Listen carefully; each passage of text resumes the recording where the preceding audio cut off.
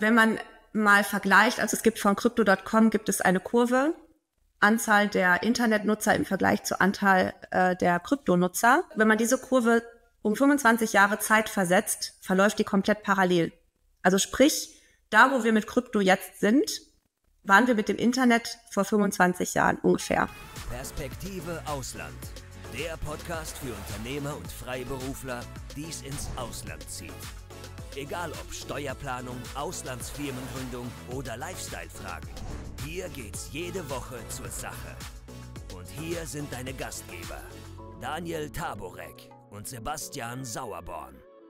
Ja, hervorragend. Willkommen bei einer neuen Folge von Perspektive Ausland. Heute haben wir eine ganz besondere Geschichte für euch. Eine Geschichte, die zeigt, dass finanzielle Freiheit ja nicht nur einfach ein Schlagwort ist, sondern etwas ist, was man erreichen kann, ein Ziel, was tatsächlich erreichbar ist.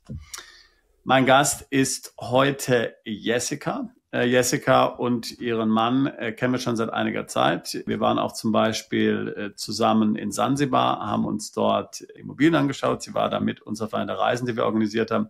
Wir haben natürlich auch verschiedene Beratungsgespräche schon geführt.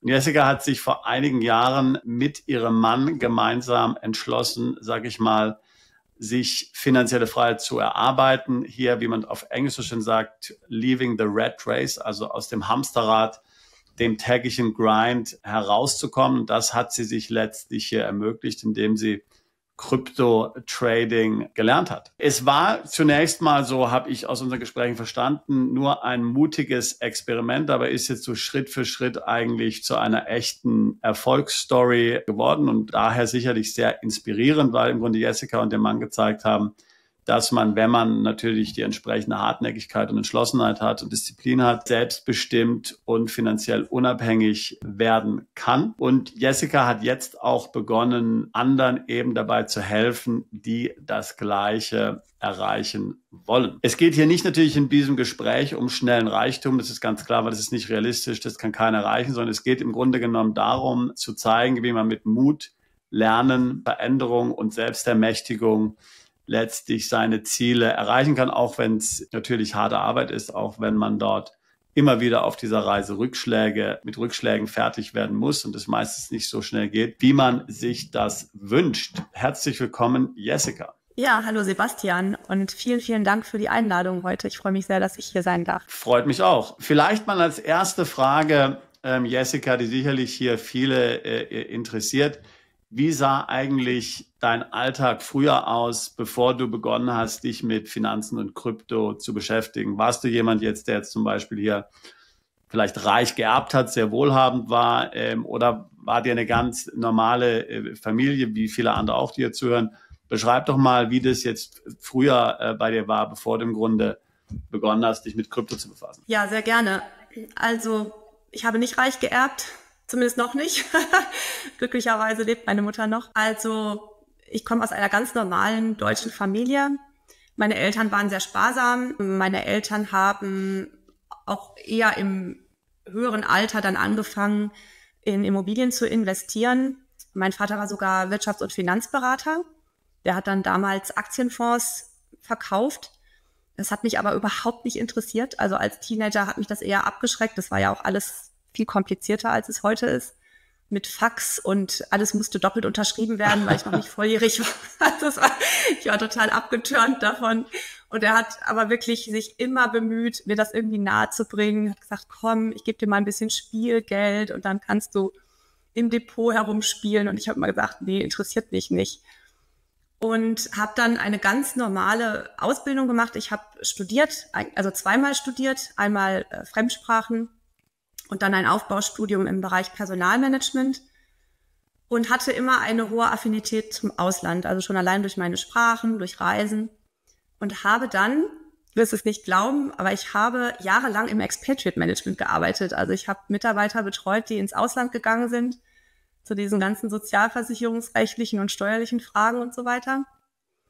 Und habe mich dann hochgearbeitet. Also ich war dann immer im internationalen Personalmanagement, war auch Personalleiterin für Südeuropa. Und ja, aber nach 16 Jahren muss ich gestehen, es ist immer schwieriger geworden für mich, weil ich immer wieder in dieser Rolle war, dass ich eigentlich nicht den Mitarbeitern jetzt wirklich was Gutes tun konnte, also die jetzt entwickeln konnte oder Konflikte lösen, sondern es ging eigentlich nur noch um Kostensparen. Ich meine, wir wissen ja, dass in Deutschland die Personalkosten sind einfach der höchste Batzen. Das heißt, ich war permanent damit beschäftigt, umzustrukturieren und Abfindungen auszurechnen. Das hat mich dann nicht mehr so befriedigt. Also so eine negative Energie im Grunde dann auch, die ja dann da frei wird. Ja. Genau, leider. Also ich hatte auch eine gute Zeit, ein paar Jahre, die waren wirklich gut, aber die letzten Jahre, man merkt einfach, die Unternehmen stehen ja unter Druck.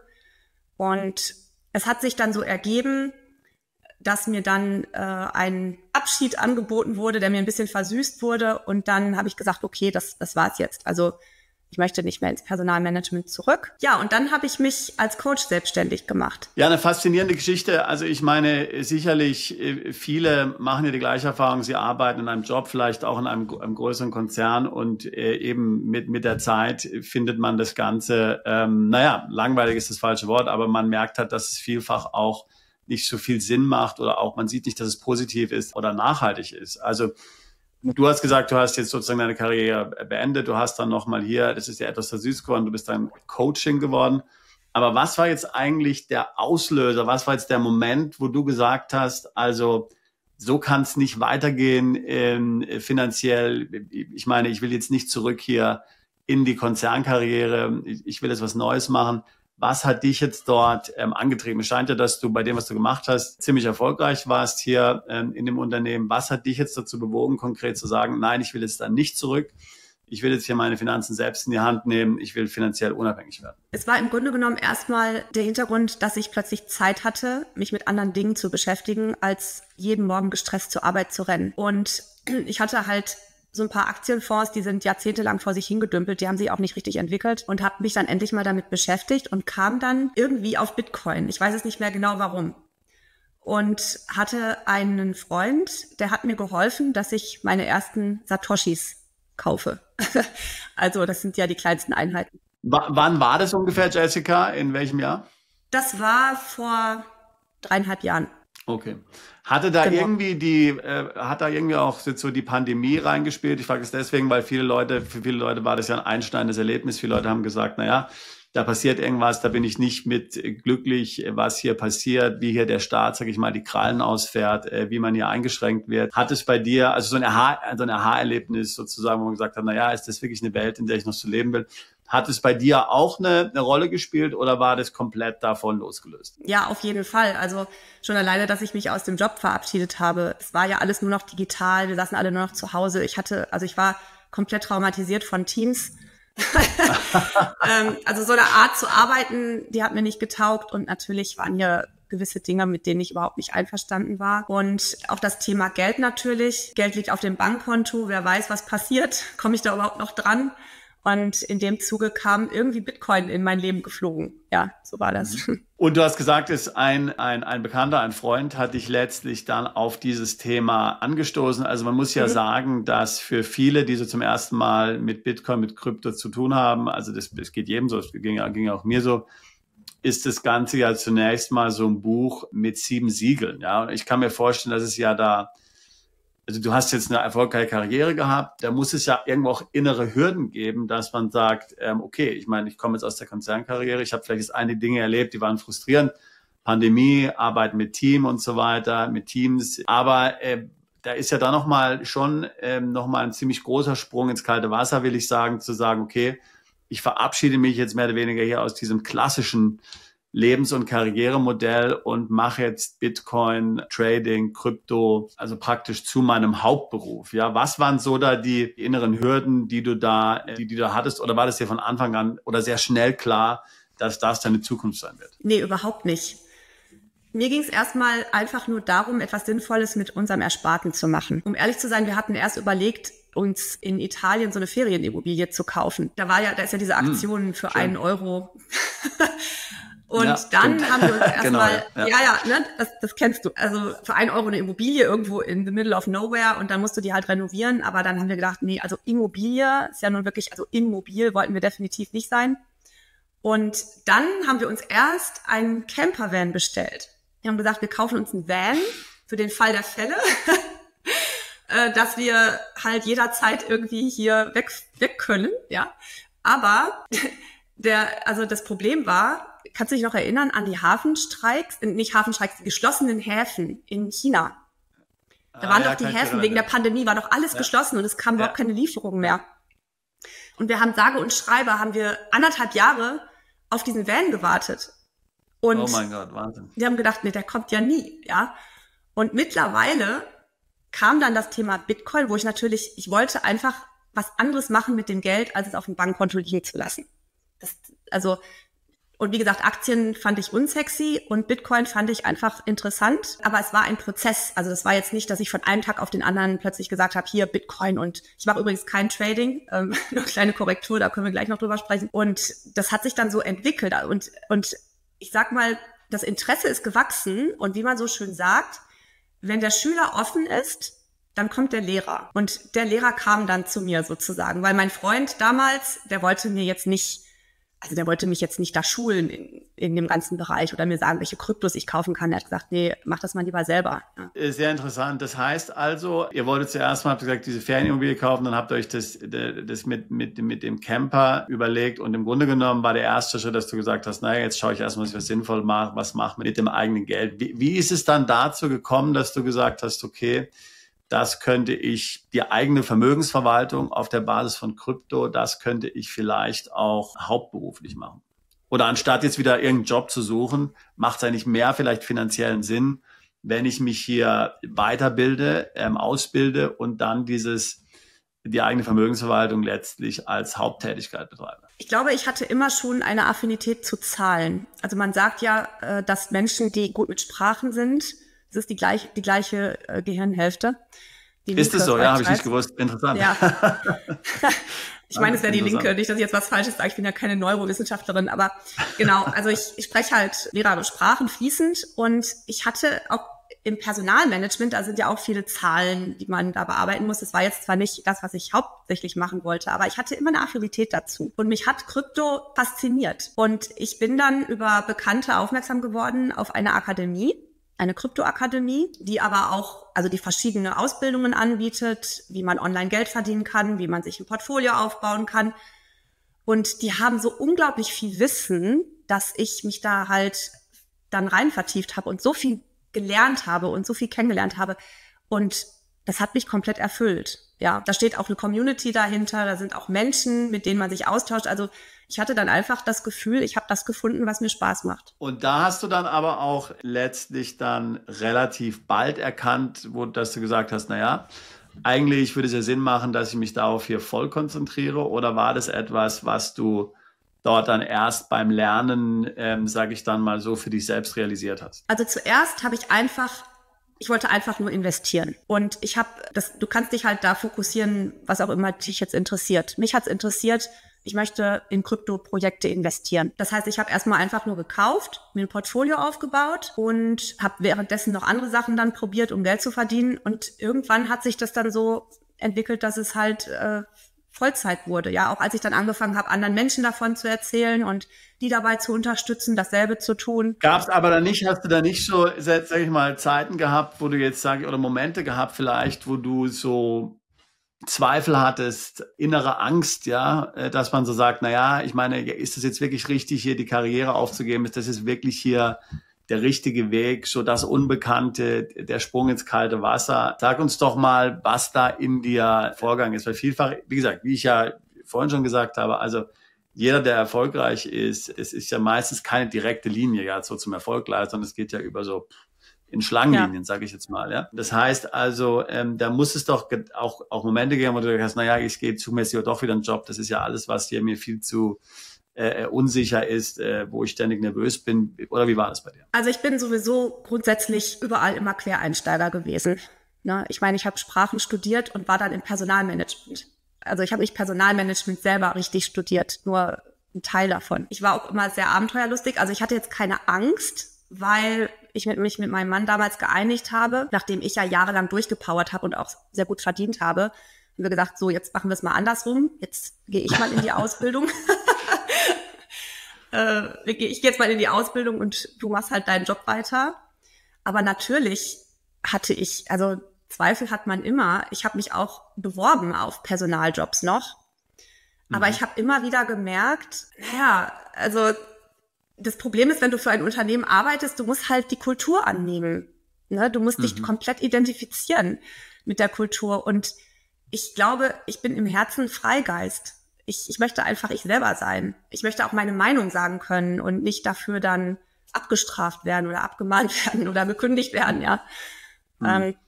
Ich denke mal, das liegt ja so ein bisschen in unserer Familie. Also meine Eltern waren auch selbstständig. Ich war auch ganz früher war ich auch selbstständig, bis ich 30 war. Also ich bin erst später, dann habe ich mich anstellen lassen. Ich glaube, es ist so wirklich eher der innere Freigeist. Also apropos Familie, du hattest ja von deinem Mann schon gesprochen. Ich kenne deinen Mann auch und er hat mir auch erzählt, genau, wie ihr euch dann dafür entschieden habt letztlich, dass du dich auf diese Vermögensverwaltung konzentrierst und er arbeitet dann weiter. Ich glaube, er hat es auch akzeptiert. Ja. Aber wie hat denn er darauf reagiert oder auch dein weiteres Umkreis, so deine Freunde und Familie? Ich meine, du hattest ja vorhin erzählt, dein Vater war ja letztlich auch in der Vermögensverwaltung und Anlageberatung tätig. Haben die gesagt, okay, Jessica, super, jetzt hast du endlich das gefunden, das liegt ja dir auch irgendwo im Blut, in der DNS, ja, du kommst ja aus dem Bereich, oder waren die eher skeptisch und haben gesagt, oh mein Gott, also geh doch lieber hier zurück zum Konzern, irgendeinem Konzern. Wie war so die Reaktion in deiner Familie, in deinem Umfeld? Ja, gute Frage. Meine Eltern waren immer, egal was ich gemacht habe, sehr skeptisch. Und meine Eltern haben den Zweiten Weltkrieg erlebt. Die haben eine andere Einstellung. Die haben ein sehr hohes Sicherheitsbedürfnis, sagen wir es mal so. Deswegen ist mein Vater, hat er auch nicht damals Amazon-Aktien gekauft, sondern er hat in Fonds investiert. Also, das ist halt ein großer Unterschied. Ja, klar. Mein Vater ist mittlerweile verstorben. Der hat das jetzt gar nicht mehr so richtig mitbekommen mit meinem Krypto. Meine Mutter ist, glaube ich, so gespalten, ja. Sie fragt mich immer, wie steht der Bitcoin? Und wenn ich dann sage, heute steht er auf 111, dann sagt sie, wow, Wahnsinn.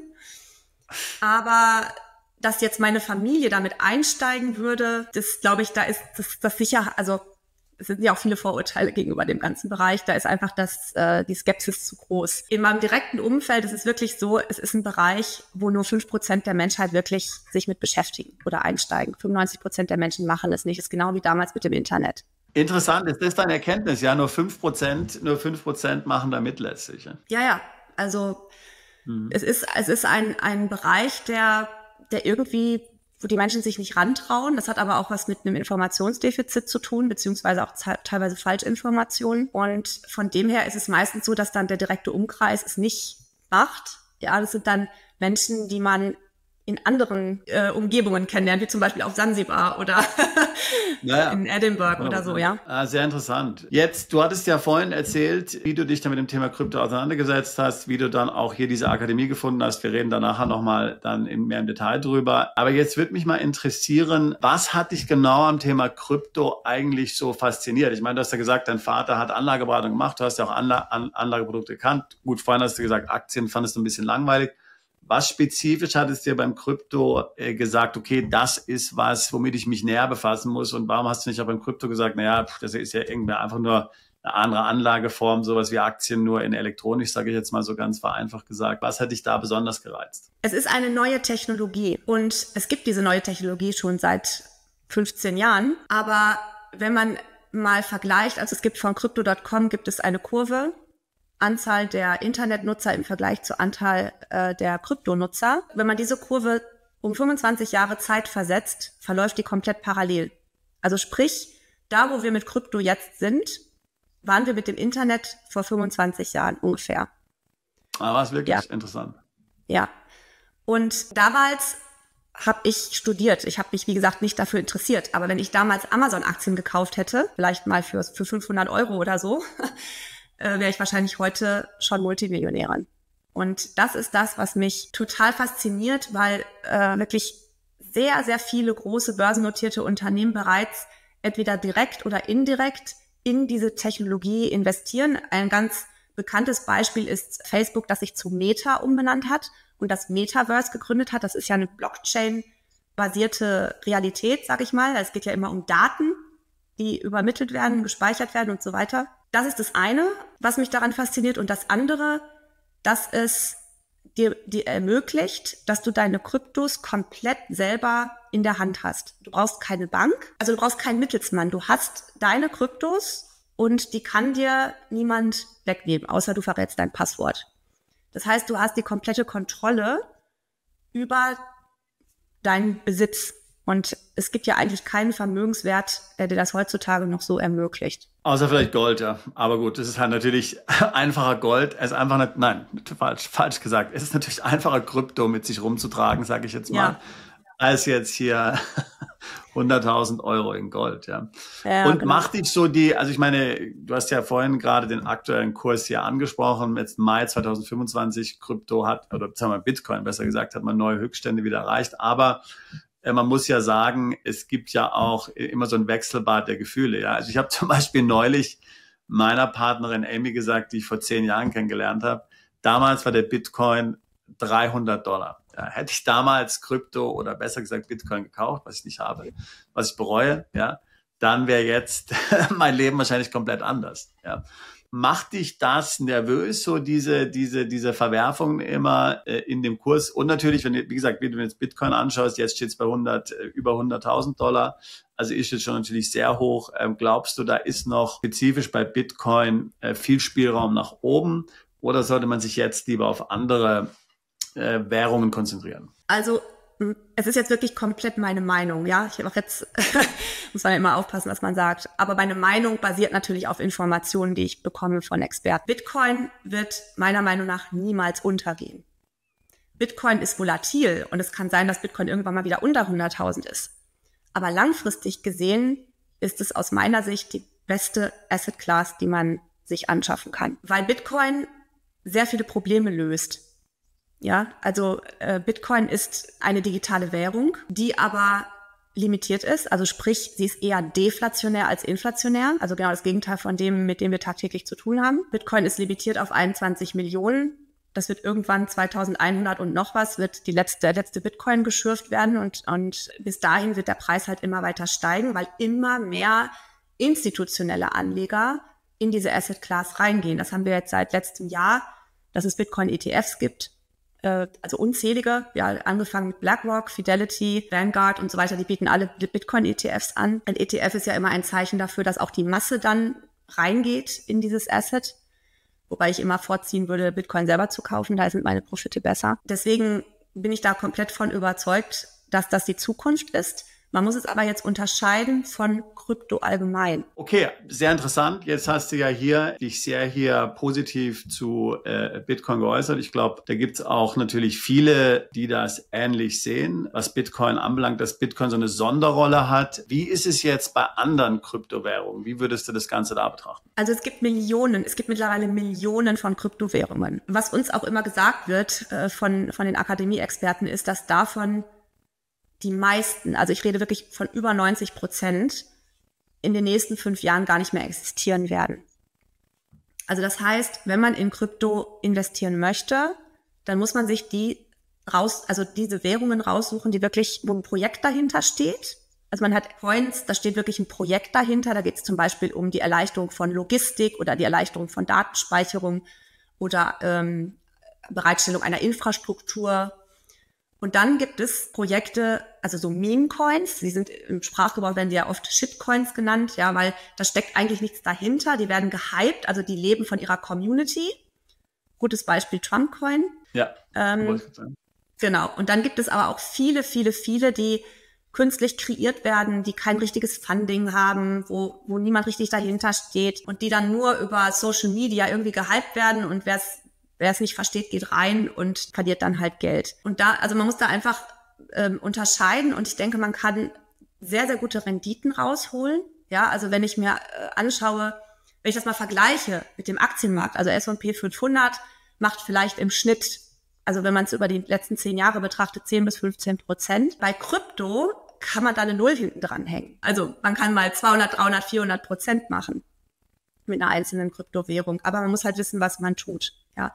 Und es ist meistens so, dass nach dem Bullrun, wir haben ja alle 4 Jahre, haben wir ja sozusagen eine Hochphase, da sind wir jetzt drin mit Bitcoin, kracht auch alles wieder runter. Das muss man halt wissen. Sehr interessant. Zurück zu deinem Werdegang, sage ich jetzt mal. Du hast ja vorhin schon erzählt, du hast dort dir das Wissen angeeignet. Du bist ja bei einer Plattform, die heißt Infinity. Da werden wir später noch mehr darüber hören. Erzähl uns doch mal, wie du dir dieses Wissen ganz konkret, sage ich jetzt mal, angeeignet hast. Also wie muss ich das vorstellen? Bist du da auf Kurse gegangen oder hast du da online stundenlang Videos angeschaut, hast du dich da mit Leuten getroffen? Wie muss man sich das vorstellen, diesen konkreten Wissensaufbau?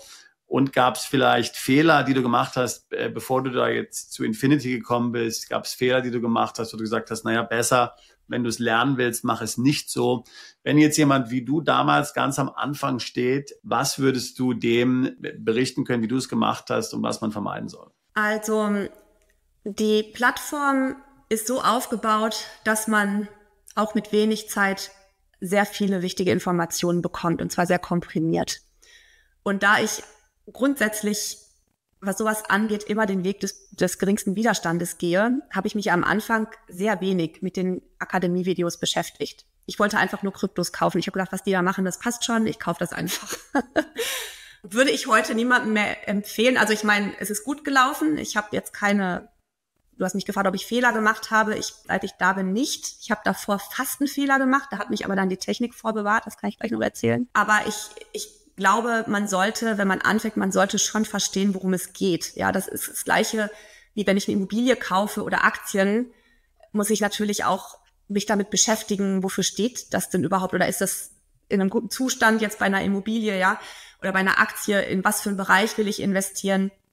Also, dass man schon sich mal ein paar Grundkenntnisse aneignet. Was ist Blockchain, was ist Krypto und so weiter? Was macht denn dieses Projekt und stehe ich da auch moralisch dahinter?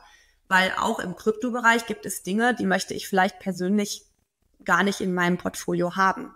Ja. Zum Beispiel, an was denkst du? Naja, es gibt zum Beispiel eine Coin, also das ist ein Projekt, da geht es um die ID via Iris-Scan. Also da werden Menschen mit Iris-Scan identifiziert. Das haben die in Afrika versucht und haben den Leuten dann irgendwie gesagt, sie können nur Lebensmittel bekommen, wenn sie sich per Iris-Scan identifizieren lassen, weil die ja alle keine Ausweise haben.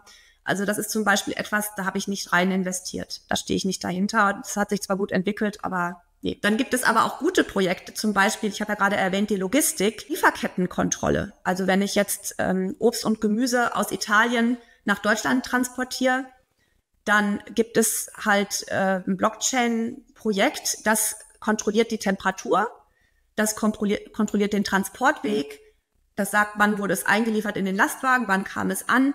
Und sowas, finde ich, hat halt echt Zukunft, ja. Also da kann ich auch dahinter stehen. Aber jetzt dieses Projekt zum Beispiel, von dem du jetzt gerade eben gesprochen hast, den Lieferketten, ist das dann was du dann bei Infinity kennengelernt hast oder machst du dein eigenes Research und bist halt so darauf gestoßen? Nee, wir bekommen ja einmal im Monat, im Schnitt bekommen wir eine neue Coin-Analyse.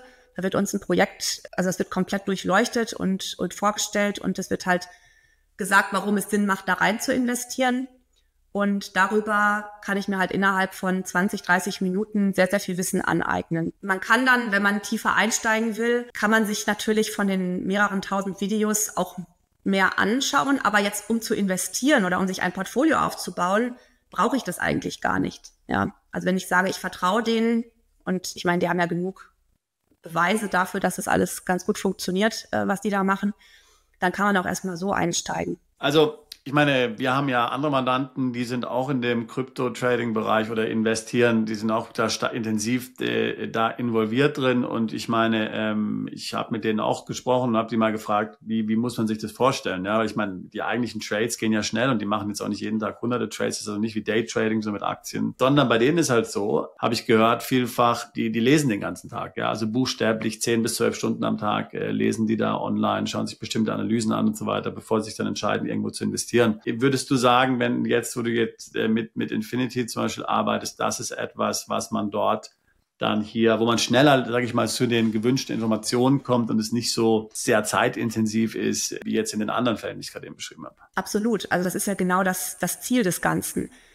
Die haben Leute, die den ganzen Tag lesen und die dann für uns die Informationen zusammenstellen und wir bekommen mehrmals in der Woche Updates, also entweder Marktupdates oder News-Updates.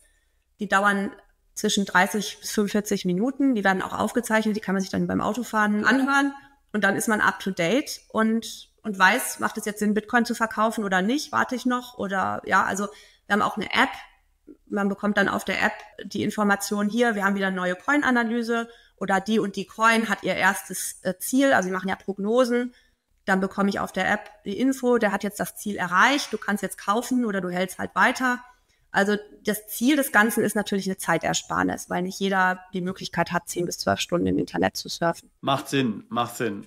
Gut, also das heißt, du hast dich jetzt da intensiv selbst mit dem dort letztlich mit Hilfe dieser Akademie ausgebildet, du hast es gelernt. Wie lange muss man jetzt da rechnen? Also wann hast du für dich im Grunde genommen festgestellt, an welchem Punkt hast du gemerkt, das läuft ja eigentlich richtig gut? Also von dem Zeitpunkt, wo du angefangen hast, bis zu dem Zeitpunkt, wo du sagst, also hier bin ich jetzt definitiv auf dem richtigen Weg. Natürlich, es kann immer mehr werden, ist ja sowieso klar, aber wo hast du letztlich die Bestätigung erhalten, Proof of Concept, also das ist das, was jetzt Sinn macht. Hier bin ich erfolgreich, hier kann ich noch erfolgreicher werden. Was war da der Punkt? Ich würde sagen, es hat ungefähr ein Jahr gedauert. Das hat aber auch was damit zu tun, dass ich, wie gesagt, am Anfang es schnell zum Ergebnis kommen wollte, also schnell kaufen. Und das Ganze, also dass ich mich damit beschäftige oder dass ich auch den Sinn dahinter sehe, dass ich auch mehr erklären kann und so weiter, das ist wirklich mit der Zeit gekommen. Und ich sehe jetzt auch diesen Wert, dass ich über ein Wissen verfüge, über das 95% der Menschen nicht verfügen. Also obwohl ich würde mich jetzt selber nicht als Krypto-Expertin bezeichnen. Ich bin Investorin, okay. Ja. Aber ich kann Menschen also alles, was ich weiß oder vieles von dem, was ich weiß, wissen die meisten Menschen nicht. Also ich gehöre schon zu den 5%, die halt da Bescheid wissen. Und das Interesse ist dann einfach mit der Zeit gekommen. Und was auch wichtig zu verstehen ist, es geht ja nicht nur darum, Kryptos zu kaufen. Es geht darum, sein Mindset zu ändern, zum Investoren-Mindset. Ich war ein komplett anderer Mensch vor 3 Jahren. Ich war ein 9-to-5-Mensch. Ich hatte auch eine Art Bore-out, weil ich keine Entscheidungsbefugnis hatte. Ich bin gut bezahlt worden, aber ich habe mich gelangweilt und habe nur überlegt, wie kann ich meinen Tag verkürzen, wann kann ich meinen nächsten Urlaub machen. Ich hatte keine Lust mehr. Und jetzt dann wieder in diese Selbstverantwortung zu kommen und zu sagen, ich nehme mein Leben in die Hand. Ich eigne mir dieses Wissen an. Ich verfolge meine Kurse. Ich spreche mit Menschen darüber. Aber es kommt alles aus mir. Ich bin selbstverantwortlich und dadurch bin ich frei. Aber das kann auch Angst machen, diese Freiheit. Ne? Weil du bist halt nicht mehr in dieser Bubble drin. Du bist nicht mehr geschützt durch irgendeinen Arbeitgeber. Also was ich im Personalmanagement so erlebt habe, wo denen ist in die Wohnung eingebrochen worden und die hatten keine Hausratsversicherung. Und dann sind sie zu uns gekommen und haben gefragt, zahlt ihr uns was, weil ich muss mir jetzt alles neu kaufen. Ja, also Arbeitgeber wird oft so als Big Daddy gesehen. Ja, bitte kannst du mir helfen. Und das ist jetzt halt nicht mehr. Das heißt, es ist ein kompletter Mindset-Shift. Und da würdest du sagen, das hat ein Jahr ungefähr gedauert, bis du an dem Punkt dann warst, ja? Ja, das hat ein bisschen länger gedauert. Das hat jetzt bestimmt 2 Jahre gedauert. Also es passiert jeden Tag was Neues. Ja, jeden Tag. Ich entwickle mich da immer noch weiter. Ja. Sehr interessant. Erklär doch mal, das wird für viele Zuhörer und Zuschauer auch interessant sein. Du bist ja Ehefrau und Mutter. Wie hast du das so in Einklang gebracht mit dem Alltag sowieso im Familienleben? Wie muss man sich das vorstellen? Würdest du es als kompatibel bezeichnen, herausfordernd? Wie war das? Es ist absolut kompatibel. Man muss jetzt aber auch unterscheiden, ich mache ja mehrere Dinge. Ja, also einerseits das Investieren, also mich um unser Portfolio kümmern. Ich mache auch noch eine Weiterbildung in dem Bereich. Das kann ich ja in meiner eigenen Zeit machen, wenn der Sohn in der Schule ist. Ja, wenn ich mit Interessenten spreche, kann ich mir die Gespräche natürlich so legen, aber da sind dann auch oft die Abendstunden dabei, weil das sind die Zeiten, wo die Leute dann nicht mehr arbeiten. Aber ich bin halt flexibel. Wenn mein Kind krank ist oder mich braucht, dann kann ich sagen, kann ich mal verschieben, ja, oder ich mache einen anderen Termin aus. Ich denke, es ist absolut kompatibel. Also wenn man selbstverantwortlich arbeitet, dann kann man halt alles selber entscheiden auch. Und jetzt hattest du ja ganz am Anfang letztlich dein Leben beschrieben, wie es davor war. Also du warst im Konzern tätig und du hast dann viel mit Teams gemacht später, warst davor natürlich dann im Büro, bevor letztlich die Pandemie kam und so. Wie hat sich jetzt, ich sage mal, seitdem du nicht mehr in diesem klassischen Hamsterrad bist, wie hat sich da euer Familienleben verändert? Also man muss sagen, ich war eine sehr ambitionierte Angestellte. Wie gesagt, ich habe mit 30 meine erste Festanstellung gehabt und mit 33 mein Kind bekommen. Das heißt, ich war noch komplett in diesem Vibe, ich muss Karriere machen und ich wollte es allen beweisen, Kind und Karriere. Das heißt, ich habe nie Teilzeit gearbeitet. Das habe ich damals mit meinem Mann besprochen, der hat Teilzeit gearbeitet, der hat Elternzeit genommen und ich habe voll durchgezogen. Und fand das geil. In dem Moment fand ich das geil. Ich hatte mein Handy, ich hatte meinen Laptop, ich habe im Auto telefoniert, auf dem Spielplatz telefoniert. Im Nachhinein bedauere ich es ein bisschen, weil ich dadurch natürlich auch immer diese Belastung, immer diesen Stress, diese ewige Verfügbarkeit hatte, ja. Und da hätte ich, glaube ich, lieber mehr Zeit für meinen Sohn gehabt. Jetzt gut, als ich ausgestiegen bin aus dem Angestelltenverhältnis, war mein Sohn, das muss ich gerade überlegen, 9 Jahre alt, glaube ich. Und seitdem habe ich halt das Gefühl, ich kann viel mehr für ihn da sein. Ich kann mir den Tag so einteilen. Wir können zusammen Mittag essen, wenn er aus der Schule kommt, wenn er irgendwo hingefahren werden muss oder so, dann kann ich das arrangieren, ohne schlechtes Gewissen. Weil das ist eigentlich das größte Problem, finde ich. Also es wird immer so dargestellt, es gibt viele Arbeitgeber, die Frauen fördern. Ich hatte gute Arbeitgeber, ja, ich will mich da nicht beschweren. Aber ich hatte immer ein schlechtes Gewissen. Ja, wenn ich auf Dienstreise war, ich war dann 2-3 Tage weg, dann kam ich nach Hause, dann war ich natürlich K.O. und konnte mich nicht um mein Kind kümmern. Ich brauchte dann erstmal 2 Stunden Zeit für mich selber, ja. Aber dann hatte ich ihm gegenüber ein schlechtes Gewissen. Wenn ich zu Hause mich um mein Kind gekümmert habe, hatte ich der Arbeit gegenüber ein schlechtes Gewissen. Und das ist halt jetzt weg. Und das ist eine wahnsinnige Erleichterung. Und ich meine, es gibt ja diesen Spruch, Happy Wife, Happy Life. Ich glaube, ja, das stimmt auch größtenteils, denn ja, also wenn es mir gut geht, dann geht es meiner Familie gut. Das ist halt einfach so. Ja, sehr interessant. Also das heißt, du kannst auf jeden Fall sagen, euer Familienleben hat sich verbessert, seitdem du die Entscheidung getroffen hast. Ja? Absolut, ja. Ich bin halt da für die Familie und ich genieße das auch, für meine Familie da sein zu können. Weil es ist ja auch so ein bisschen in unserem System, es wird immer mehr gepusht, dass Frauen Vollzeit arbeiten, dass sie halt auch so vermännlicht werden. Ne? Und ich meine, manche Frauen mögen das, ich habe es auch gemocht eine Zeit lang, aber es geht halt auch so viel verloren. Und der Kern unserer Gesellschaft ist halt die Familie. Und für die Familie da sein zu können, also stellt ja auch die Frau das Frauenherz zufrieden. Also es macht uns ja, oder mich, kann ich nur für mich sprechen, macht mich auch glücklich, dass ich jeden Tag Frisches kochen kann, dass ich am Wochenende was backen kann, das macht auch Spaß. Ne? Ja, ist eine sehr interessante Perspektive. Also da ist sicherlich sehr viel Wahrheit drin in dem, was du da sagst. Hat dich letztlich diese Erfahrung jetzt dann auch motiviert, anderen Menschen, anderen Frauen letztlich hier auf dem gleichen Weg zu unterstützen? Absolut. Also wie gesagt, 16 Jahre Personalmanagement, mit dem Idealismus eingestiegen. Ich möchte was Gutes für die Mitarbeiter tun. Ausgestiegen mit der Desillusion, letztlich kündige ich hier irgendwie allen und zerstöre ihr Leben. Und jetzt in dem, was ich tue, indem ich Menschen diese Möglichkeiten zeige, wie sie online Geld verdienen können. Also bei uns kann man halt auch eine Trading-Ausbildung machen. Ja, das ist jetzt das, was mein Mann macht. Oder du kannst was mit Social Media aufbauen oder du kannst dich im Profiling etablieren. Du kannst so viel online machen. Und wir haben ja jetzt auch eine steigende Arbeitslosigkeit in Deutschland. Die Energiepolitik zwingt viele Mittelständler in die Knie. Viele Menschen werden arbeitslos, suchen neue Perspektiven. Und das ist halt auch das Ziel von Infinity, Menschen diese Perspektiven zu bieten. Und damit kann ich mich identifizieren, ja, dass ich wirklich was einfach von Möglichkeiten erzähle. Ob die Menschen das dann machen oder nicht, das ist dann nochmal eine andere Frage.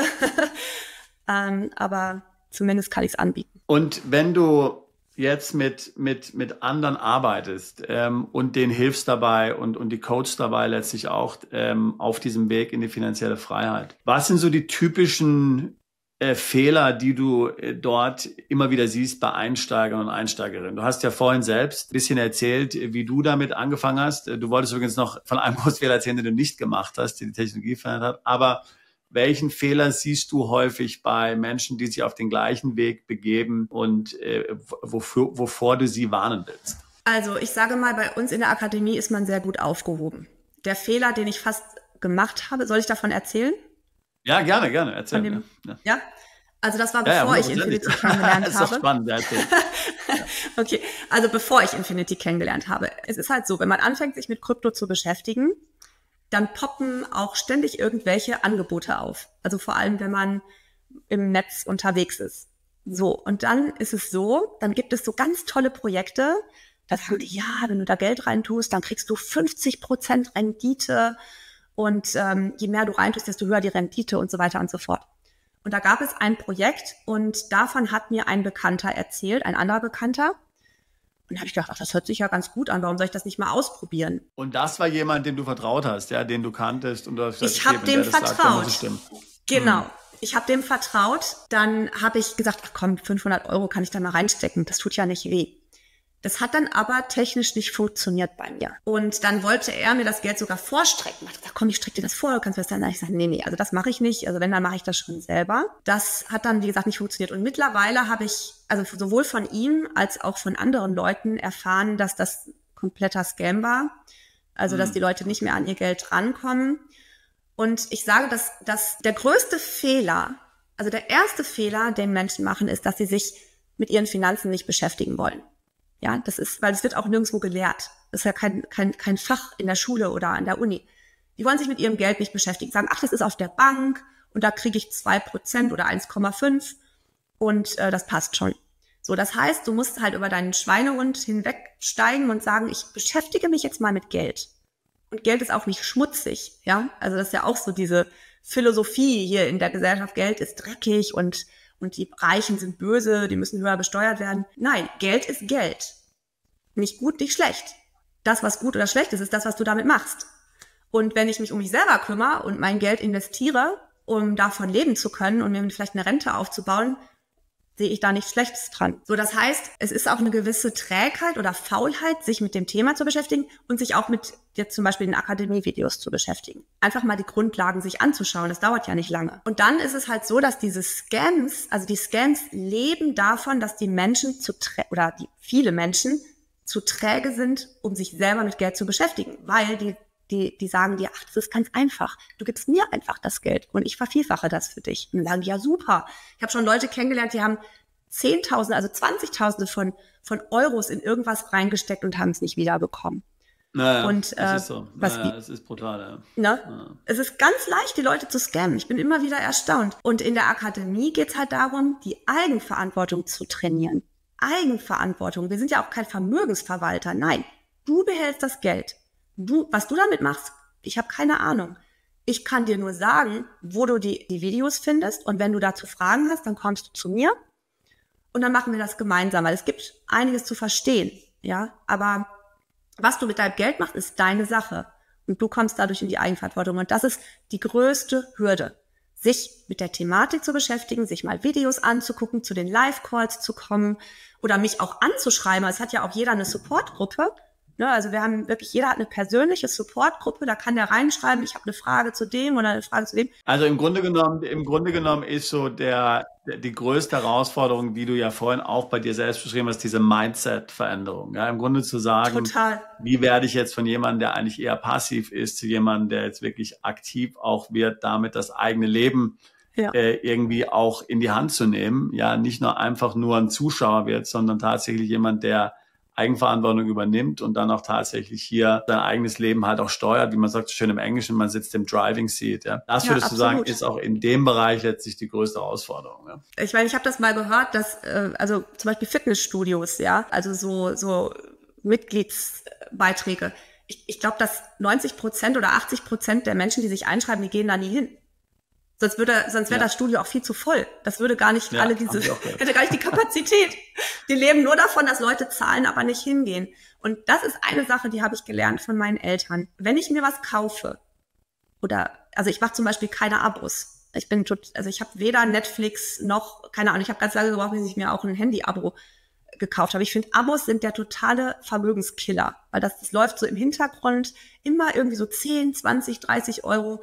Und du nutzt es gar nicht. Guter Hinweis, ja. Ne, also das ist wirklich, im Grunde genommen, wenn du was kaufst, wenn du was machst, dann trifft die Entscheidung und mach es und nutze es für dich. Sehr gut, ja, das sind 100%, dem kann man nur zustimmen. Also viele sind ja, muss man sagen, hier, was das Thema Krypto anbelangt, gerade ja auch immer noch skeptisch. Also was würdest du jetzt jemandem sagen, der jetzt sagt, naja, das ist ja doch alles nur Zockerei, diese Krypto-Geschichte und so. Was würdest du dem entgegnen? Würde ich sagen, du hast recht und du hast nicht recht. Es stimmt beides. Ich nehme immer gerne das Beispiel, wenn ich einen Unfall hatte und mir den Arm gebrochen habe, fange ich an zu googeln, wie ich mir einen gebrochenen Arm schiene, oder gehe ich ins Krankenhaus und lasse mir das von einem Chirurgen wieder zurechtflicken. Und bei Krypto denken viele Leute, ach, das ist ja Krypto, das ist ja digital, das kann ich ja mal googeln. Und dann google ich und dann komme ich halt auf irgendein YouTube-Video und ach, das ist ein sympathischer Mann, ach, dann kaufe ich das mal. Und am besten tue ich mein ganzes Geld da rein, weil das ist ja ein geiles Projekt. Ja, das ist ein bisschen ironisch, aber so ist es tatsächlich. Ich sag, wenn du etwas Neues anfangen willst, geh zu den Leuten, die damit erfolgreich geworden sind. Wenn ich ein Steuerthema habe, dann gehe ich zu dir, weil ich weiß, du bist der absolute Experte. Wenn ich abnehmen will, gehe ich zu einem Fitnesstrainer, der auch so aussieht, als ob er ein Fitnesstrainer ist. Da gibt es ja auch einige, die nicht so aussehen. Genau. Und wenn ich in Krypto investieren will, dann frage ich die Leute, die schon jahrelang am Markt sind. Und dafür muss ich dann vielleicht auch ein bisschen Geld in die Hand nehmen, weil die machen das nicht umsonst. Weil was nichts kostet, ist nichts wert. Aber was dann hinterher dabei rauskommt, ist es dann definitiv wert, wenn ich mich daran halte. Das heißt, man muss schon aufpassen. Also das heißt, es gibt schon dieses Zockerei-Element, aber das liegt im Grunde genommen, also ich meine, das gibt es fast überall, ja, dieses Problem, ja. Das heißt, man muss einfach dort sich das Wissen aneignen, um dann eben entsprechend auch hier dafür zu sorgen und Sorge zu tragen, dass es eben nicht zur Zockerei wird, sondern dass es eben tatsächlich eine vernünftige, sage ich mal, Vermögensverwaltung dann wird. Ja, und vor allem auch nicht jetzt davon ausgehen, das hast du ja am Anfang unseres Gesprächs auch gesagt, dass du in einem Jahr Kryptomillionär bist. Egal, in was du investierst, du musst das immer langfristig. Ja, genau. Es ist immer eine langfristige Geschichte. Genau. Ja. Also diese Get-Rich-Quick-Scams, das funktioniert das nicht. Ja, genau. Also da würde ich sowieso nicht dran glauben. Man muss im Kryptomarkt, würde ich mindestens mal 4 Jahre angehen, weil der Zyklus aufgrund gewisser Dinge im Bitcoin, es dauert halt immer 4 Jahre, bis ein Zyklus durchlaufen ist. Besser sind 10 Jahre, ja, und dann wirklich in handfeste Projekte investieren und auch mal zwischendurch Gewinne realisieren. Weil das ist auch ein großer Fehler, den habe ich auch selber gemacht, das ist aber nicht so schlimm, weil ich habe noch eine Chance, dass man dann sieht, oh, weißt du, im Januar war der Bitcoin ja auf 107.000. Und ich so, geil, auf 107.000. Aber ich konnte nicht verkaufen. Ich habe gedacht, der geht doch bestimmt auch nach oben, ja. Aber ganz ehrlich, irgendwann musst du auch mal verkaufen, weil sonst hast du ja nichts davon, dann hast du keine Gewinne. Das sind so diese beiden Prinzipien, die ja den Markt dominieren. Fear und Greed Index, kennst du den? Kenn ich nicht, ne? Den Fear and Greed Index. Ja, aber ich verstehe, was du meinst. Ja, ich kann mir schon... Genau, also entweder es ist die Angst, das heißt, ich verkaufe zu früh, ich verkaufe bei Verlust, weil ich Angst habe, dass der Bitcoin jetzt wieder auf 20.000 fällt.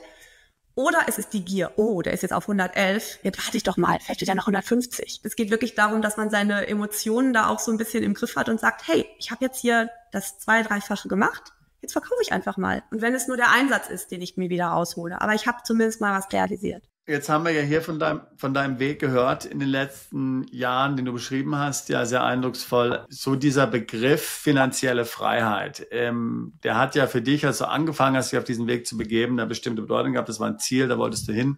Hat sich heute der Begriff für dich verändert? In gewisser Weise hast du ja schon dein Ziel erreicht, in gewisser Weise bist du natürlich noch auf dem Weg, ist mir klar. Was bedeutet der Begriff heute für dich? Da muss ich ein bisschen spiritueller werden, wenn das okay ist. Klar, natürlich. Weil...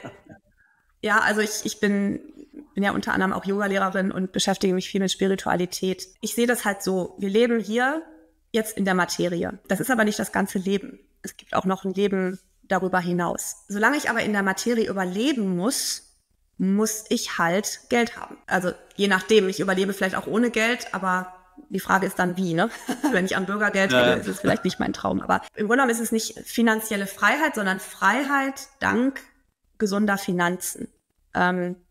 Freiheit ist in dieser Welt hier aus meiner Sicht nur möglich, wenn man genug Geld hat, um entscheiden zu können, wann, wo und wie man lebt und arbeitet und so weiter. Also und abgesichert ist und ja, das ist einfach, der Begriff hat sich erweitert. Also früher war es ein leerer Begriff. Alle reden von finanzieller Freiheit, ich will nicht mehr Zeit gegen Geld tauschen, bla bla bla.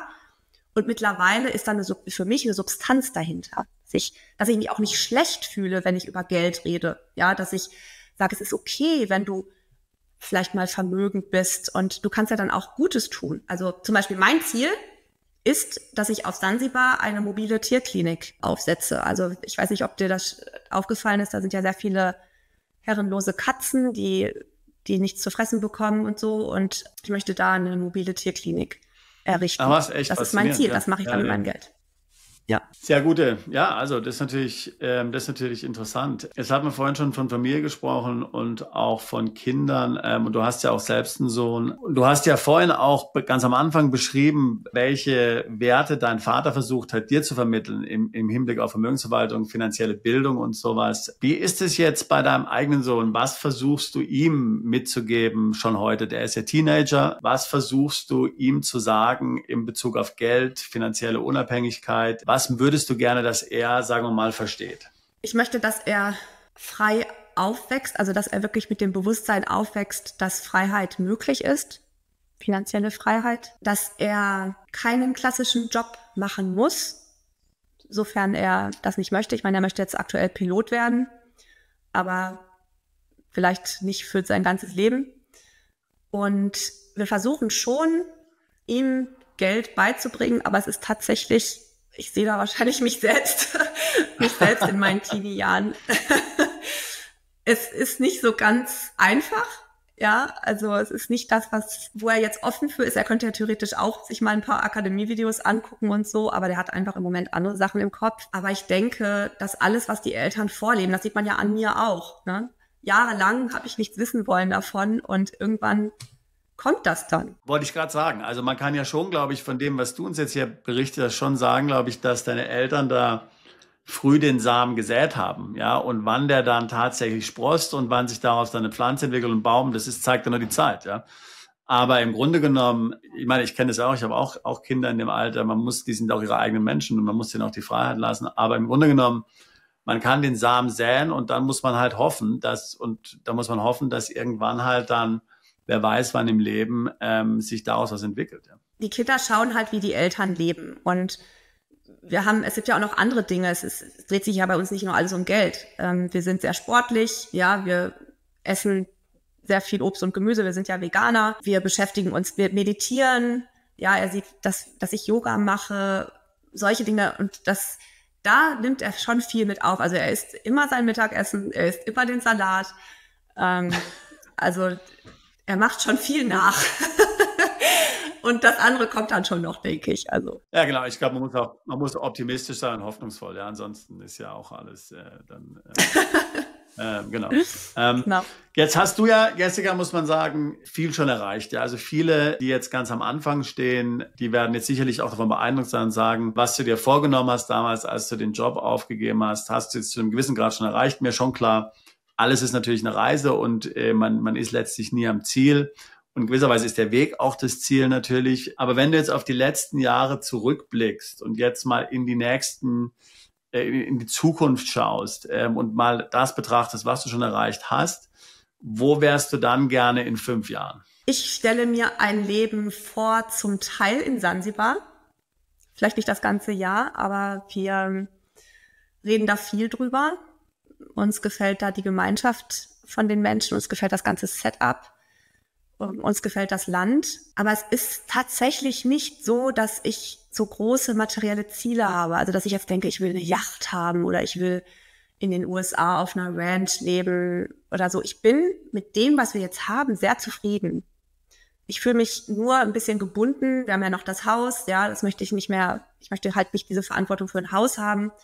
Aber ich glaube, letztlich ist es fast egal, wo man lebt. Es geht immer darum, mit wem ist man umgeben, in welchem Umfeld ist man gesund. Also Gesundheit ist halt unbezahlbar und kann ich mich frei bewegen. So, ja. Ich habe da keinen materiellen Wunsch dahinter. Also außer, dass ich ein bisschen Sonne, aber ich habe auch nichts gegen Regen. Ja, also Vielleicht etwas unbefriedigend die Antwort, aber... Nee, überhaupt nicht, überhaupt nicht. Also im Grunde genommen, es geht dir letztlich darum, hier, also eine Sache erlaubt ja finanzieller Erfolg und das ist eben, dass man viele Optionen hat. Ja, man hat die Option, dann Dinge zu tun, die man ansonsten nicht hat zu tun, weil man eben im Büro sitzen muss für 8 Stunden. Ja. Und wenn das schon erreicht ist, durch die aktuelle Tätigkeit, dann wäre es ja auf jeden Fall dann ein Stück weiter. Dann kannst du das Leben so einrichten, wie es dir passt und bist deine eigene Herrin sozusagen. Ja. Also was ich letztens gehört habe von jemandem, der hat gesagt, es geht nicht nur darum, was ich jetzt für mich erreicht habe, sondern wie verlasse ich diese Welt? Also wie viele Menschen konnte ich inspirieren? Und das ist mir eigentlich wichtiger, dass ich Menschen was mitgeben kann. Und nicht nur jetzt im Bereich Krypto, ja, sondern wie kannst du gesund leben? Wie kannst du mit dir selber glücklich sein? Ja, und wie kannst du auch mal out of the box denken? Weil so viele Menschen sind in so einer Routine drin und sind nicht glücklich damit. Wenn jemand glücklich ist, überhaupt kein Thema. Aber es gibt ja auch so viele Menschen, die unglücklich sind und die krank werden. Und wenn ich da nur so einen kleinen Samenkorn setzen kann, dass jemand vielleicht etwas Kleines in seinem Leben verändert, dass es ihm besser geht, dass er glücklicher ist, das ist, glaube ich, das, was mich sehr glücklich machen würde. Mit dem Wissen, was du jetzt hast, welchen Rat hättest du deinem früheren Ich gegeben, vielleicht als du 20 warst, als du 25 warst? Kauf Bitcoin. Ja. Das ist eine genau Aussage, wie du, ja. Hätte ich mal vor 15 Jahren, aber es ist hätte Fahrradkette, das ist halt einfach so, es ist eine Entwicklung, ne? Genau. Ja, genau, also einfach, trau dich doch einfach mal, neue Wege dir anzugucken, dich irgendwo einzuschreiben, Geld in die Hand zu nehmen und dich weiterzubilden. Ja, sei nicht so verängstigt. Also wir leben ja in Deutschland in einer Angstgesellschaft. Das habe ich auch in der Profiling-Akademie gelernt. Ja. Die Deutschen, es gibt sehr, sehr viele Deutsche, die sehr viel Angst haben. Angst vor Krieg, Angst vor Hungersnot, Angst vor Krypto, Angst vor, dass ihnen gekündigt wird, Angst vor hohen Energiepreisen. Aber letztlich ist es nicht die Angst, die unser Leben bestimmen sollte, sondern die neuen Erlebnisse, die neuen Erkenntnisse und die persönliche Weiterentwicklung. Genau, also Bitcoin kaufen und keine Angst haben. Das ist doch ein guter Tipp, ja, an 20-Jährige. Das ist auf jeden Fall. Einfach mal was Neues probieren. Wir haben ja, du hast ja vorhin auch spezifisch so über sage ich mal, deine Realität als Mutter gesprochen, als Frau, als Ehefrau und auch sage ich mal, die Rolle der Frau in der Gesellschaft. Was würdest du denn anderen Müttern und Frauen spezifisch raten, die heute spüren, ich will mehr aus meinem Leben machen, weiß aber nicht genau wie? Nimm den Druck von dir weg, unbedingt Vollzeit arbeiten zu gehen. Wenn das persönlich deine Erfüllung ist, wenn du das wirklich möchtest, dann mach es. Aber wenn du das Gefühl hast, ich mache das nur, weil die Gesellschaft das jetzt irgendwie von mir will und ich möchte eigentlich viel lieber Mutter sein und bei meinem Kind sein, dann mach das. Und parallel dazu, investier dein Geld. Leg dein Geld an. Oder das deiner Familie. Beschäftige dich mit Finanzen, bau dir was auf. Also überlass es nicht unbedingt zum Beispiel zu einem Partner oder Ehemann. Ich meine, klar, das ist jetzt ein sehr traditionelles Rollenverständnis, was ich hier sage, aber es ist vielleicht in vielen Familien immer noch so, dass sich einer von beiden sagt, ja, da kümmert sich der andere irgendwo drum, ja. Also selbst Verantwortung übernehmen, ja. Also ich finde, es ist schön, wenn es beide gemeinsam machen. So machen mein Mann und ich das ja auch. Ich meine, er hat definitiv weniger Zeit, aber wir nutzen beide die Informationen. Wie gesagt, er macht die Trading-Ausbildung. Ich beschäftige mich mit den Kryptogeschichten. Und es ist schön, wenn man diesen Weg gemeinsam gehen kann. Also in der Hinsicht, denke ich, sollte man schon auch gucken, dass beide Partner finanziell theoretisch auf eigenen Beinen stehen könnten, ja, für den Fall der Fälle. Und also ich meine, ich kenne viele Frauen, die Finanzen verwalten.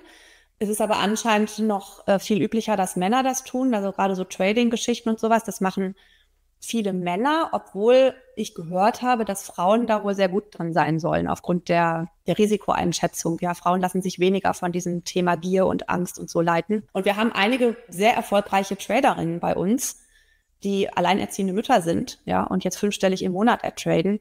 Also es ist alles möglich. Wenn jetzt jemand hier zugeschaut oder zugehört hat, Jessica, und der sagt, also das ist toll, ich möchte mich auch jetzt auf diesen Weg machen, ich weiß jetzt noch überhaupt nichts. Wie kannst du ihnen dabei helfen, Jessica, und wie kann man dich erreichen? Also ich kann dir gerne den Link zu meinem Linktree zur Verfügung stellen. Blenden wir hier gerne gleich ein und machen das auch in die Beschreibung hier von dem Video rein, ja? Und wie ich Ihnen weiterhelfen kann, am besten erstmal ein ganz unverbindliches Gespräch führen, kostenloses Gespräch und erstmal evaluieren, wo steht die Person, wie viel zeitliche Kapazität hat sie schon was zum Investieren? Und dann ist die Frage, sucht sie Verdienstmöglichkeiten, also Online-Verdienstmöglichkeiten, oder geht es erstmal nur um Geld investieren? Das sind eigentlich so die 2 Bereiche, die ich immer erstmal abprüfe. Und dann, was du im Grunde deinen Interessenten dabei hilfst, ist, dass sie sich ähnlich wie du dann auch zunächst weiterbilden können in dem Thema, zum Beispiel eben über die Infinity Academy. Ja, ganz genau. Da bin ich dann der erste Ansprechpartner. Ich gebe Starthilfe, aber ich bin eigentlich so der Begleiter. Ich bin auch dafür verantwortlich, dass sie das gewünschte Outcome bekommen. Und ja, also ich bin da auch sehr engagiert, weil mir das Spaß macht. Ja, super. Jessica, vielen Dank für das Gespräch, war sehr faszinierend. Und eben, wenn du als Zuschauer, Zuhörer hier auch Interesse hast, dich mit diesem Thema zu befassen, wenn du dich auch auf den Weg machen willst der finanziellen Freiheit, so wie es die Jessica mit ihrer Familie gemeinsam getan hat, dann würde ich dir auf jeden Fall raten, hier melde dich bei ihr. Und schau mal, ob du auch hier jemand bist, dem sie helfen kann, ob ihr da zusammenkommt. Vielen Dank, Jessica, war super und dir alles Gute. Dankeschön, Sebastian. Bist du Unternehmer, Freiberufler oder Investor? Zieht es dich schon lange ins Ausland? Mach heute den ersten konkreten Schritt in eine Zukunft mit mehr Geld und mehr Freiheit. Buche ein Beratungsgespräch mit Sebastian und seinen Kollegen. Unsere Kanzlei unterstützt Mandanten wie dich dabei, deine Steuerlast legal zu reduzieren, Vermögen aufzubauen und zu schützen und deine persönliche Freiheit zu maximieren. Profitiere jetzt von unserem Fachwissen und unserem Netzwerk. Gehe zu mandatierung.com und werde Mandant unserer Kanzlei.